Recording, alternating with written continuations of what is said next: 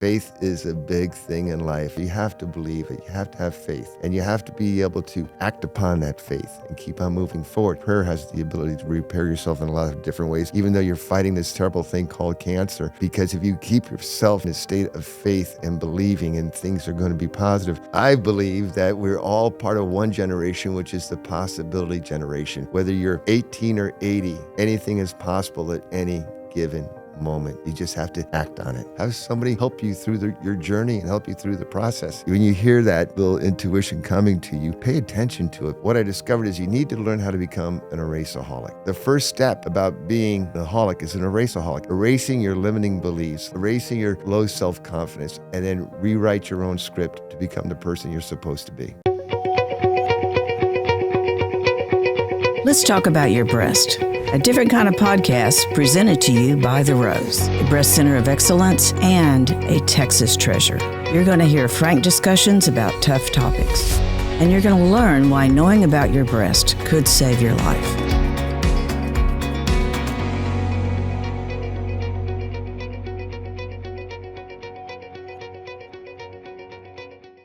Thank you so much, Peter, for being with us today. We're just delighted to have you here, and I can't wait to hear more about this philosophy you have of life. But first, I want you to tell us a little bit about your background. Okay. Well, how far back? Well, I love the story of, you were very, very successful and how you just had such a great business, but one day it dawned on you that's not what you wanted to do. Yeah. And I teach that in the classes that I do and so forth. Myself included, everybody circulates through life, don't they? They just kind of circulate, getting promotions and raises and so forth and so on. Or, if you start off in high school, just all the different things you do, going to college, getting married, you just circulate through life. But every once in a while, as I was circulating through my life, I'd percolate. And when I would percolate, I'd look above me and I saw a bigger, brighter future for Peter Remington. And I believe everybody sees that in their life. They percolate. But what happened to me, and this process took 30 years. I mean, I felt like I was walking through the desert for 40, but as I would percolate, I get up there and I see a better, more abundant life for Peter Remington, but then all of a sudden I'd get a promotion or a raise and boom, I'm right back into circulating through life. And it wasn't until about 15, 16 years ago that I percolated and I stayed there. And that's what happens, because I decided to make that choice. I decided that this is where I'm supposed to be and not down here circulating with the masses. Well, that's a great way of putting it. Yeah. And everybody has that opportunity. You believe that? I know that. Everybody receives messages from whatever you want to call it. If you want to call it from God or from the universe or whatever your higher power is, you get a message and you have to pay attention to it. That's the thing. Because you have... they say when people pray, they're talking to God. Well, intuition is when God talks back. And intuition comes to you very, very quietly. It's that little feather touching your ear. And that's God talking to you or your higher power talking to you. And I use God as an acronym. God is your grand overall designer, G-O-D, grand overall designer of your life. So when you hear that little intuition coming to you, pay attention to it because that's the message that you need to heed. Because when you have God doing that and you have your adversary, whatever your adversary may be, over here pounding away on the drums and the pots and the kettles and making everything noisy and distracting to you, that's going to keep you circulating through your life. But this little feather on your ear, this little still silent voice in your heart is what's going to get you to percolate and stay up there. Everybody has that.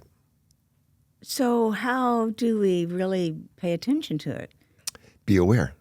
And you think about this, back in the days of Emerson and people like that, their whole life was built about farming, wasn't it?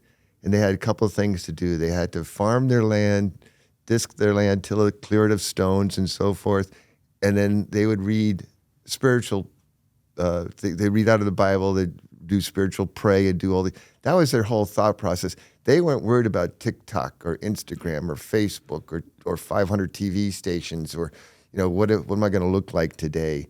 all those different distractions that children, young adults have in their lives today. They didn't have that problem. So they spent a lot of time thinking. And so while they were thinking, and call it meditating or prayer or whatever you may call it, while they're doing all that, they are getting messages. They're receiving messages because they're silent. They take time to do that, and they're aware of their surroundings. So what we, in today's world, is to take some time out and sit in a silent room, be quiet with ourselves, meditate for a bit, and listen to what's being sent your way. That's great. That's great. Now, I happen to have a little ranch, and I'm going to tell you that's hard work. But what you just said about being out, being in nature, Yes. it's an entirely different world, and it's one that we forget about in the city. Right. We don't often take that time for it, but it's considered to be a total healing experience for many people.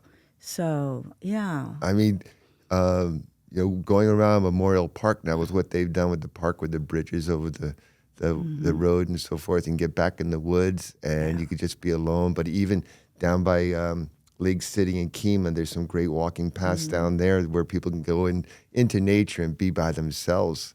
And it's just great to sit there and be silent and listen and look at the wonder of what's out there. Oh, yeah. It's just amazing. It's kind of that open your eyes. Yes. Be aware. Yeah, be aware and just be silent with yourself. I meditate in my office at home, and I will sit there and I'll concentrate on a spot or a photo or whatever, and I just look at it and just calm myself down, and then I just be aware. Now, one of the things I wanted to ask you is, what do you think the difference is between self-care and well-being? Oh, boy. Hey, you're describing some of those things that get us there. Excuse me. Self-care is just taking care of yourself, right? Which is what you put in your mouth and how you work out and taking care of just your physicality and so forth. But well-being, to me, is being centered, working from the inside out. By working from the inside out, you're able to project who you are. And if your well-being is being balanced, it's being spiritual, it's being able to pray, it's being able to see the good that's out there, and it's much more of a calming factor than self-care is. Mm-hmm. So, great way to describe it. oh, Not everybody feels good about themselves. no, I don't know. So how do we get to that place of feeling good about ourselves? Well, I didn't feel good about myself for the longest time. I'm a son of a 22-year Marine Corps veteran. He fought in World War II and in the Korea War. He was a fighter pilot, and he got there when he was 21. And that generation being thrown into what they were thrown into at such a young age, and his whole thing when he came back, started raising children. He raised us like Marines. I mean, if something happened to us, well, that was just too darn bad about you, right? If you had a cut or whatever, he'd pinch it to make it bleed more. I always said that my father made the great Santini look like Bozo the Clown. Oh my gosh. So there were parts in my life growing up that I always felt that I was never good enough. Mm-hmm. And so I didn't feel good about myself. I wasn't fast enough. I wasn't smart enough. I was all these different things.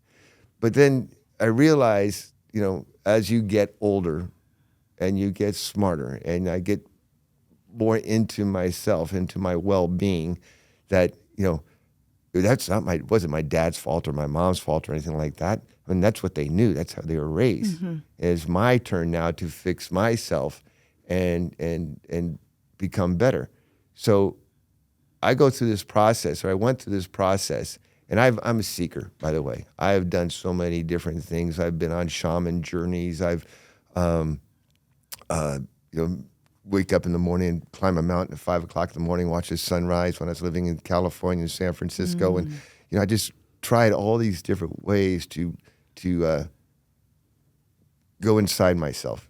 And so what I discovered is you need to learn how to become an erasaholic.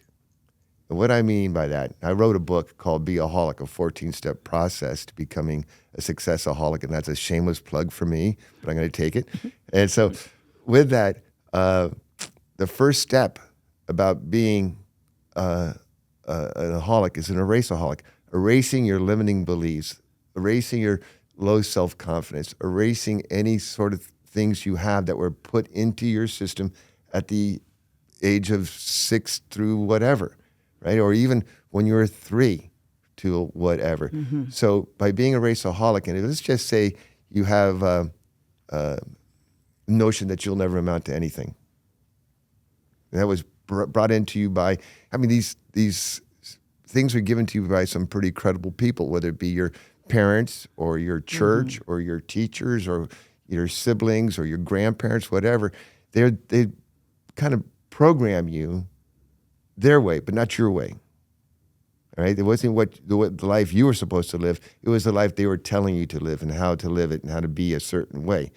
So you have to ask yourself, if they say to you, you're never going to amount to anything, you have to ask yourself, is that true, false, or I don't know? Now you think about that. Is it true that you're never going to amount to anything? No. Is it false? Yeah. Is it I don't know?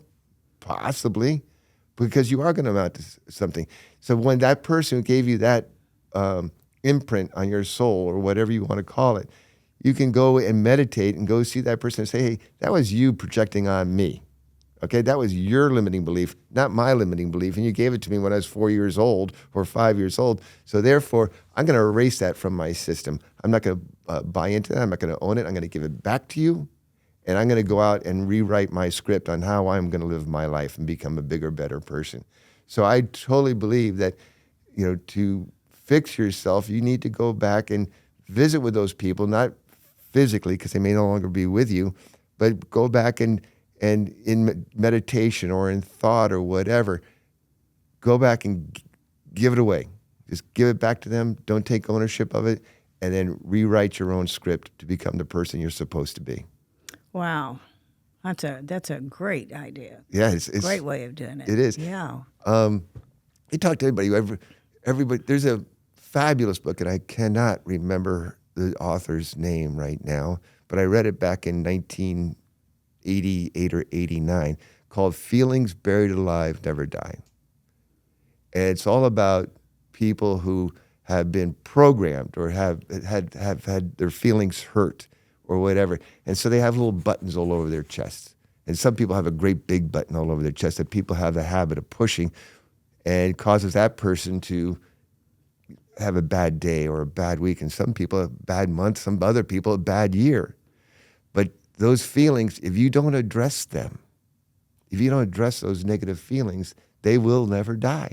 And you will hold on to those feelings and live with those feelings throughout your life, which is not what you want to do. You want to get those feelings and give them back to the person that gave them to you. So you don't have to live with them. Get rid of them. So that's not a one-time process. You may have to do it many times, Many. right? Thank you for saying that. Absolutely. No, it's not a one-time process. But the buttons really never ever go away.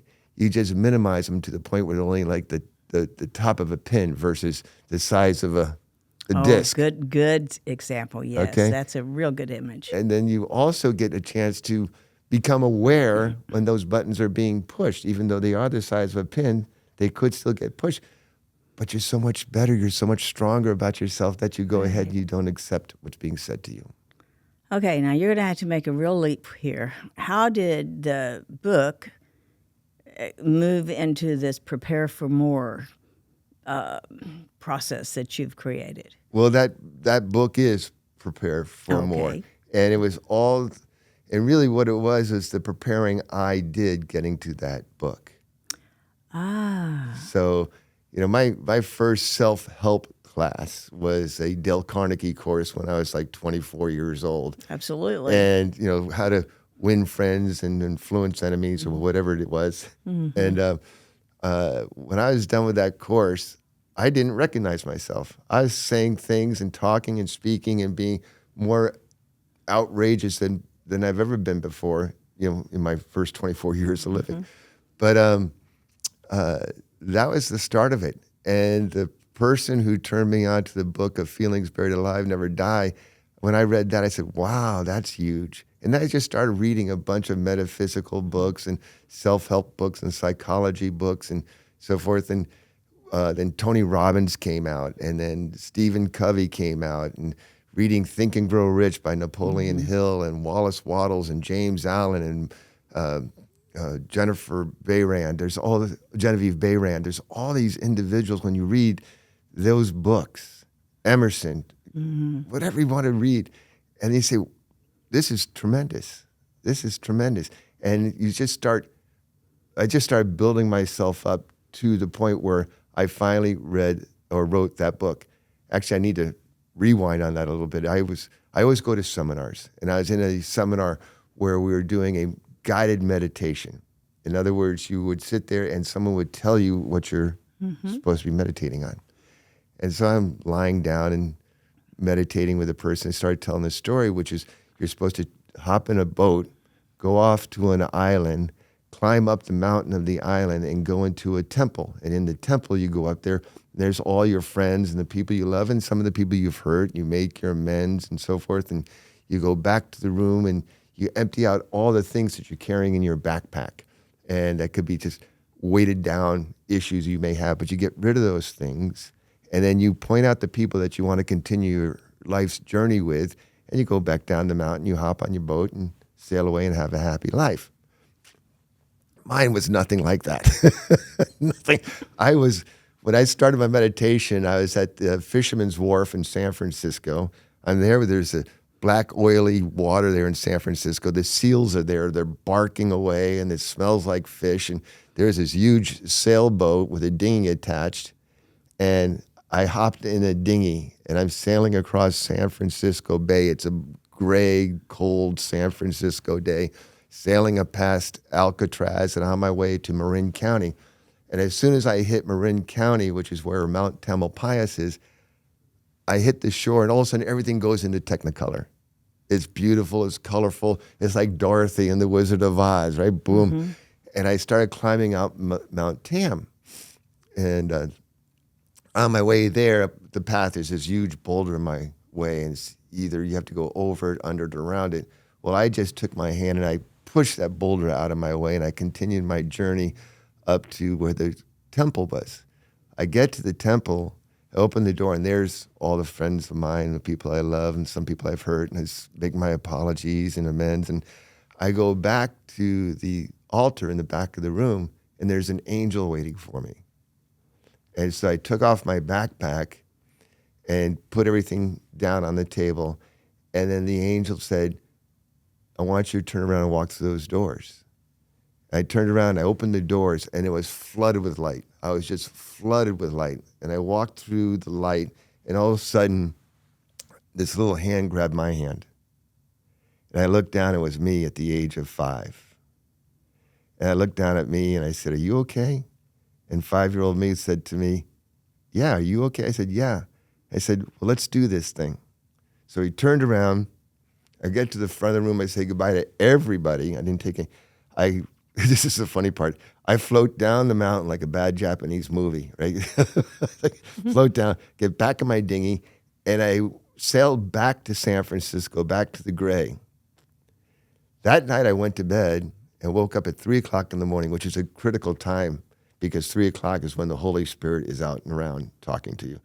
I woke up and I realized at that point that my purpose in life was to achieve my highest human potential that I possibly can, and that to teach others that the screenplay they were given is not the screenplay they have to live out, that they can rewrite their own screenplay and live the life they were meant to live.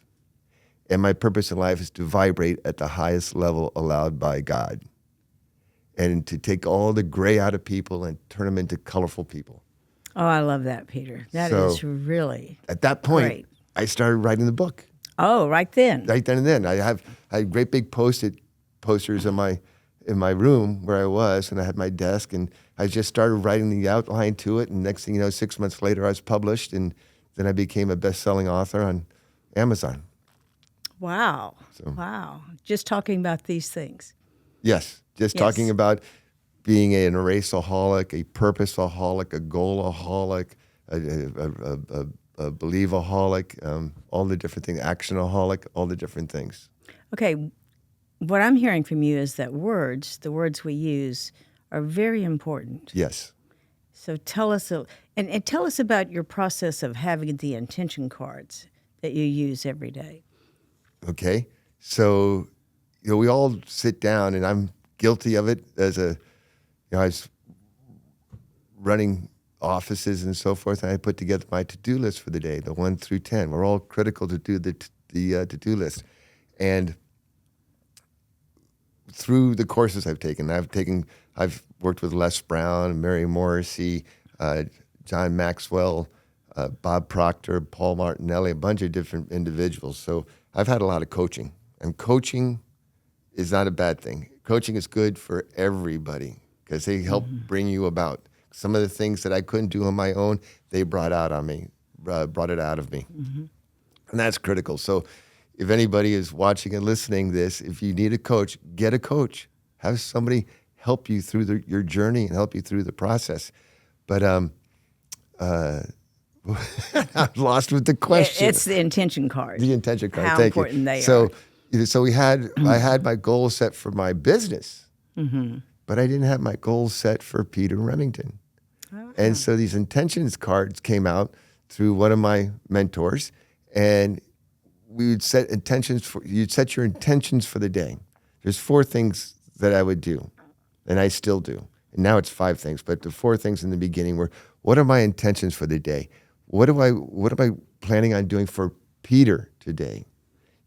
For me, my intention could be as simple as buying a cup of coffee for a stranger, or telling the cashier at the grocery store how great she looks, what a great job she's doing. Just making people feel good, right? So that might be my intention for the day. The second thing I do is I write down, what am I grateful for? Let's remember what we're grateful for. And so I'm grateful for my house, for my health, for my car, for my dog, for my wife, for the life I've lived, for the challenges I'm given. I'm grateful for my challenges. And then I write down what I call my great I ams, images about me, I ams. And those are, how am I going to portray myself to the people today? Am I going to be positive and loving and forgiving and energetic and ready and prepared? That's my great I ams on how I'm going to project myself. The 4th thing I do is I write down, what am I going to create today? If I'm going to create a new friend, am I going to create a new account? Am I going to, just create? What am I going to create for the day? And that's what I write down. And now the 5th thing that I do is what did I do today? So I kind of have a journal going along with this whole thing as well. So I can see what I did and how did it affect. I may not have done what my intentions were. I might not have created what I wanted to create, but I did do something. So I want to make sure I log that into my... Celebrate those wins. Celebrate those wins, absolutely. Yeah. So, Peter, you've become quite a philosopher. And I know one of the titles you have, you'll have to tell me how you got this, but was Chief Possibility Officer. Yes. Yeah. And so did you give yourself that name, or how'd you get that? So when I first started working with my mentors, there was a beautiful woman. Her name was Joyce, and she happened to pass of breast cancer, by the way. And her title was Chief Possibility Officer at the mentor program that I was in. And we were talking, and I was just telling all these things, and she said, I want to give you this title. So it was given to me. And I just loved it. And that title was given to me back in 2009, and I've held on to that title. I think it means everything because, there's the baby boom generation, there's the next generation, there's Generation X, there's the generation what next, but we're, I believe that we're all part of one generation, which is the possibility generation. Whether you're 18 or 80, anything is possible at any given moment. You just have to act on it. And believe it. Yes. And look for it. Yes. And have faith in it. Faith is a big thing in life. If you don't have faith in, faith is used 21 times in the book Hebrews book in the Bible. They use faith. Faith that they would part the sea. Faith that Mary would give birth to Jesus. Faith that certain things would happen. So faith is a big thing. So you have to believe it. You have to have faith. And you have to be able to act upon that faith and keep on moving forward, even if there's no evidence that things are happening. Just because there's, lack of evidence doesn't mean there's evidence of lack. It's going to happen. Lack of evidence doesn't mean evidence of lack. For the worst analogy in the whole wide world, because everybody uses it, which is the oak turning into an oak tree, but a blade of grass will start to sprout within a week. So there's some evidence, right? But you plant an acorn, and you're staring at the ground for a very, very long time. You could just walk away from it and say, that's not going to grow into a tree. That's lack of evidence, but it's not evidence of lack because that thing is growing underneath the ground, and it'll eventually grow into an oak tree. Great example. All right, Peter, now bring us to breast cancer has been something that you've experienced in not just your friend's life, personal life. My sister had it, yeah. And were you coaching her during that time? It's a sibling, right? I was just loving her. Okay, I don't know, and maybe through my words of love, my feelings of love towards her, might have been some coaching going on, right?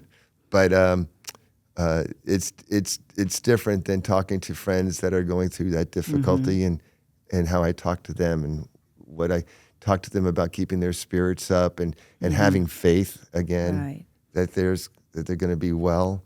But you're touching on something very important. Sometimes it's more difficult with family. Yeah, because you're siblings. You're siblings, and you tell them you love them, and you try to show it, but you can't take it away from them, whatever it is. No. And it's sometimes very hard. The number one question that I hear from people is, I don't know what to say to someone once they've been diagnosed. I don't know how to help them. I've asked them, what can I do? Which we all know, when you're going through an experience, don't ask, just do something. Just do. Thank you for saying that. Yeah, just do. Yeah, can I do this for you? Or sack of groceries, or come in and take care of the kids for a day, or whatever. Clean the house. Right. Just right. do There's whatever. so many little things we can do, because everyone's going through something. Yeah. But when it's something like breast cancer, it's very visible. It's very strain. Your body is under such strain, and all the time, the most important thing is to focus on healing. Yeah. And at the Rose, so many of our women are in financial straits that all they can think about is, how many bills am I going to have? Right. And that's one of our real challenges. And I think everybody worries about that. So sometimes we just have to go on faith, like you're talking about. Well, and when you sit there and you have to worry about bills, and you think about those things that, they're out there for sure, but worrying about those bills is not helping your situation. It's have faith that those bills will get paid. Have faith that you have this magnificent machine called your body, and have faith in prayer. Your body has the ability to repair itself in a lot of different ways, and prayer has the ability to repair yourself in a lot of different ways, even though you're fighting this terrible thing called cancer. But have faith that this is going to happen. Your bills are going to get paid. Your kids are going to get fed. Things are going to happen for you. Because if you keep yourself in a state of faith and believing, and things are going to be positive, it will cure. People will show up. People will show up. You'll have that nudge to go do something else. Yeah. Yes, I've seen it over and over again. Yeah. People can think their way into sickness. And that's so true. Right. And sometimes once we get into the physical state, we need a physical happening to get us out of it. So, that is so much about life. Gosh, I've had 1,000 questions. We may have to get you back on this show to just go through them. But you also have a nonprofit, right? I have a nonprofit called Cheers for Charities. It's a 501c3 that I support 4 different children's charities on, one being Kids Meals, who a great organization that feeds roughly 2,700 preschool children every single day, and it's Meals on Wheels for preschool children because kids between the ages of 0 to 6, that's when they're forming their mind. That's when all these great things are happening. So if they go hungry and they have this whole thing and they have a whole new relationship with food that's negative, and then it creates, obesity and just terrible things, and their mind doesn't develop the way it should. So that's one great organization. Another one is Deck My Room, which decorates hospital rooms for children that have long-term stays in the hospital. So instead of looking at those drabby green or gray walls, they put big old fat heads of Barbie or Spider-Man or a text player and change out their bedspread so it's a little bit more enticing than that blue blanket they throw over you. That's a cool one. Yeah. So that's another way that you serve. Well, another way that you enjoy or you show your love. Yeah, and I sit on the board of Kids Meals now, and I have been on for the last 13 years, but I do a lot of charity work and show up. Yeah. All right, you've told us about intention. You've told us about the importance of words. You've told us about the importance of faith. Leave us with one more important thing we can do in our life. Act. Don't say, take action. Everything, life without action is a painting. You just sit there on the wall. Action is the key to be able to execute things that you want to. Don't just say this, do it. Like you said earlier, don't ask, what can I do for you? Do something.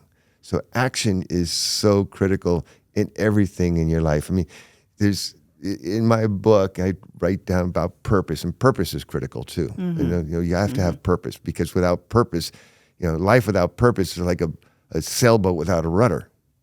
You just go where the currents and the wind take you, not where you want to go. So you need to have purpose in your life. But purpose in your life without action is just a painting. Wow. So action is critical. And with action, what comes with action is fulfillment, because you accomplish what you're trying to do. So once you get fulfillment, that just fills you up to the point where, what's next? What can I do next? What's the next thing that I can act upon? And that's critical too. Well, thank you for that, Peter. Thank you for everything you've shared with us today. This has been so great. Thanks for having me. This has been absolutely wonderful. I enjoyed this. Oh, yeah.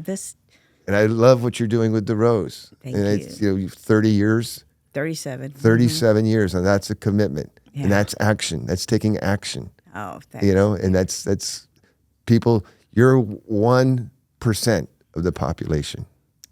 Okay? Just think about that. When you get tired of doing what you're doing and you're thinking, this is just so difficult, know that your action has made a difference in so many women's lives. And that's very cool for you. Oh, thank you. I appreciate that. You want to borrow these now? No, I don't. All right. That's it for today. We're going to have Peter back very soon. I love that. Thank you. Thank you for joining us today on Let's Talk About Your Breasts. This podcast is produced by Speak Podcasting and brought to you by The Rose. Visit therose.org to learn more about our organization. Subscribe to our podcast, share episodes with friends, and join the conversation on social media using hashtag Let's Talk About Your Breasts. We welcome your feedback and suggestions. Consider supporting The Rose. Your gift can make the difference to a person in need. And remember, self-care is not selfish, it's essential.